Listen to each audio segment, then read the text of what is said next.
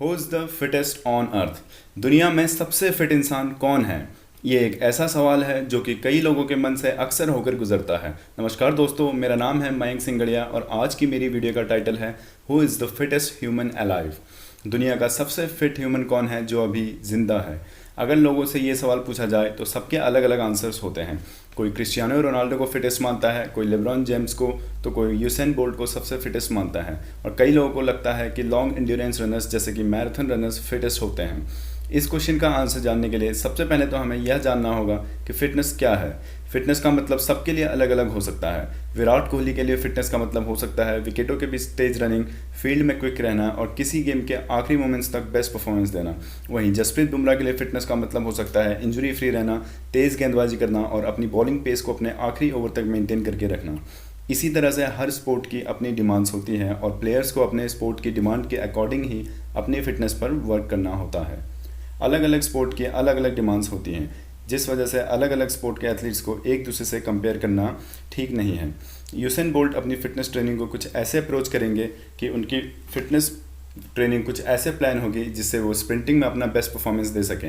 Elliott किप्सोगे की training ऐसे plan करी जाएगी जिससे वो मैराथन रनिंग में अपना बेस्ट परफॉर्मेंस दे पाएँ। वहीं जसप्रीत बुमराह की ट्रेनिंग कुछ ऐसे प्लान होगी कि वे एक टेस्ट मैच के 5वें दिन भी उसी इंटेंसिटी से परफॉर्म कर पाएँ जिस इंटेंसिटी से वो मैच के पहले दिन करते हैं।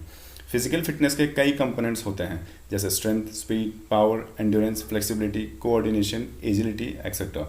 और अगर हम अलग अलग स्पोर्ट के एथलीट्स को देखें तो सबकी डिमांड्स अलग अलग होती है। एक मैराथन रनर के लिए सबसे ज़रूरी होता है एंड्योरेंस, तो एक स्प्रिंटर जैसे यूसेन बोल्ट के लिए सबसे ज़रूरी हो सकता है स्पीड और पावर।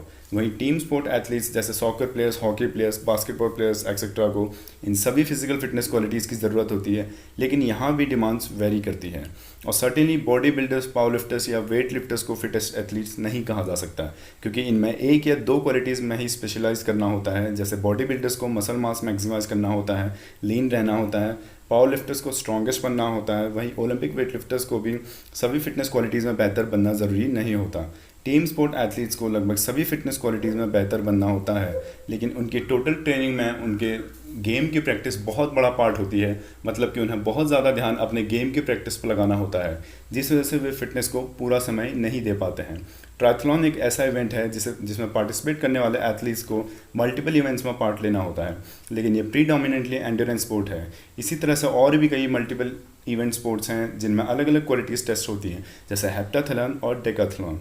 वैसे तो अलग अलग स्पोर्ट में अलग अलग डिमांड होती है, लेकिन एक ऐसा खेल है जो ह्यूमंस की वेरियस फिटनेस क्वालिटीज़ को सबसे ज़्यादा टेस्ट करता है। ये खेल है क्रॉसफिट। आप सभी ने क्रॉसफिट का नाम सुना होगा और आप में से कई लोग इसमें एक्टिवली पार्टिसिपेट भी करते होंगे। क्रॉसफिट एक ऐसा स्पोर्ट है जिसमें लगभग सारी फिटनेस क्वालिटीज़ एक सिग्निफिकेंट अमाउंट तक टेस्ट होती हैं। एलीट क्रॉसफिट एथलीट्स किसी भी एक फिजिकल क्वालिटीज़ में सबसे आगे नहीं होते। मतलब कि वे एक एलीट वेट लिफ्टर्स जितना वेट लिफ्ट नहीं कर सकते, वे एलीट बॉडी बिल्डर्स जितने मस्कुलर नहीं होते हैं, वे एलीट रनर्स जितने अच्छे रनर्स नहीं होते। लेकिन कोई भी एलीट एथलीट लगभग सारे फिटनेस क्वालिटीज़ में एलीट क्रॉसफिटर्स से जितने आगे नहीं होते।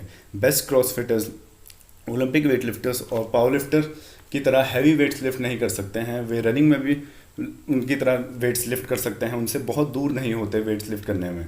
वे रनिंग में भी बेहतर करते हैं, वे रोइंग भी बेहतर करते हैं और वे लगभग सारी फिजिकल क्वालिटीज़ जैसे strength, speed, power, endurance, coordination में सब में बहुत आगे होते हैं। कोई भी इंसान हर फिटनेस डिसिप्लिन में सबसे आगे नहीं हो सकता। जैसे अगर स्प्रिंटर्स तेज़ भाग सकते हैं लेकिन वे लॉन्ग रनिंग में कहीं स्टैंड नहीं करते, वहीं मैराथनर्स लॉन्ग रनिंग में आगे होते हैं लेकिन वो शॉर्ट एक्सप्लोसिव एक्टिविटी जैसे स्प्रिंटिंग में पीछे होते हैं। एलीट क्रॉसफिट एथलीट्स एक एलीट रनर जितना बेहतर ना दौड़ पाएँ, लेकिन वे एलीट रनर से थोड़े ही पीछे होते हैं। इसी तरह वो भले ही ओलंपिक वेट लिफ्टर्स जितना वेट लिफ्ट ना कर पाएँ, लेकिन यहाँ भी वे उनके काफ़ी करीब होते हैं। एलीट क्रॉसफिटर्स किसी भी फिटनेस क्वालिटी में वर्ल्ड में सबसे आगे नहीं होते, लेकिन वे किसी फिटनेस क्वालिटी में पीछे भी नहीं होते। वे सभी फिटनेस क्वालिटी में कम से कम एवरेज तो होते ही हैं। और फिटनेस का मतलब किसी एक क्वालिटी को मास्टर करना नहीं होता। किसी को किसी को फिटेस्ट कहने के लिए उसका सभी फिटनेस क्वालिटीज़ में बेहतर होना ज़रूरी है और एलीट क्रॉसफिटर एथलीट्स यही औरों से आगे निकल जाते हैं। क्रॉसफिट हिस्ट्री के दो खिलाड़ी सबसे ज़्यादा सेलिब्रेटेड हैं। ये है रिच फ्रॉनिंग जो कि 4 बार क्रॉसफिट टाइटल जीत चुके हैं, और मैट फ्रेजर, ये भी 4 बार क्रॉसफिट टाइटल जीत चुके हैं। अगर हम इनके नंबर्स को दूसरे फिट एथलीट्स को कंपेयर करें तो ये बात साफ हो जाती है कि क्यों एलीट क्रॉसफिटर्स सबसे फिटेस्ट एथलीट्स हैं। आप स्क्रीन पर रिच फ्रॉनिंग के नंबर्स दे सकते हैं। वो 475 पाउंड स्क्वाट कर सकते हैं, 370 pounds clean and jerk, 305 pound snatch और 75 पुलअप्स लगा सकते हैं, जो एक बहुत बड़ा नंबर है। हालांकि क्रॉसफिट में किए जाने वाले पुलअप्स थोड़े अलग होते हैं। साथ ही वो 5 किलोमीटर रनिंग 22 मिनट से भी कम में लगा सकते हैं और 1 मिनट में वे 400 मीटर दौड़ सकते हैं। साथ ही वो एक मैसिव 570 पाउंड डेडलिफ्ट कर सकते हैं। तो दोस्तों, अब तक आप समझ गए होंगे कि क्यों why elite CrossFitters are one of the fittest athletes. कई लोग क्रॉसफिट को पसंद करते हैं तो कुछ इसे पसंद नहीं करते हैं। ये आपकी पर्सनल प्रेफरेंस है कि आप क्या पसंद करते हैं और आपके गोल्स क्या हैं। This is the end of the video. Share और सब्सक्राइब करना ना भूलें। Thanks for watching.